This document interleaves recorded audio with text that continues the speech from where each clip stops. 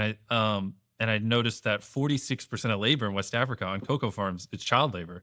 And I was like, that can't be accurate. And then I started digging deeper and deeper, and I was like, holy shit, it's just almost half of labor is child labor. And so I started talking to all the big chocolate companies, or not all of them, but as many as I could get a hold of.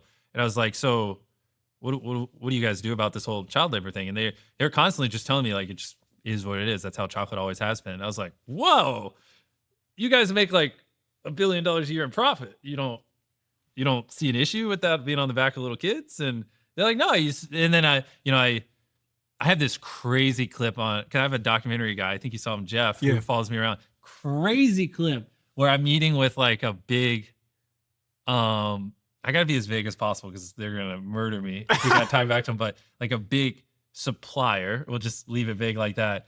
And I asked them, I was like, so do you have any way I can pay extra to not use child labor or anything like that, or any options? And they were just like, no. And I my literal documentary guy is just like filming, and I'm in like this big boardroom, and I look at the camera, I'm like, holy shit, they just said that on camera. And so I did all this research, and it was just like, yeah, no. And especially in America, like there's some European chocolate brands that, try, but in America, like really no one really cared. I mean, there's plenty of options and plenty of time to fix it, plenty of money to fix it.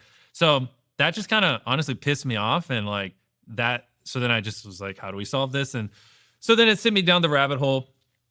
Everything points back to like, to the reason chocolate in America is so cheap is because they just don't, not the reason, but one of the reasons, they just pay the farmers so little. Like farmers make less than $1 a day.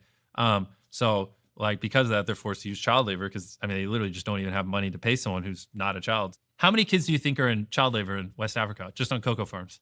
You might have saw it in that 5,000? No, it's 1.5 million. You're joking. Yeah, it's over 1 million. It's crazy. So what we need to do is we need to, in my head, get to $1 billion a year in revenue as fast as possible while being ethically sourced and being profitable. A big part of it is we have to be profitable while doing it, because then I can point and go, look, we achieve scale ethically and we're making money. It's not that you can't do it. You just don't want to. And then, and maybe we give them the benefit of the doubt. Maybe they just truly don't know how to do it at scale, and maybe it'll open their eyes and they'll be like, oh, I guess it is possible, and they'll start to change their ways. More than likely they won't.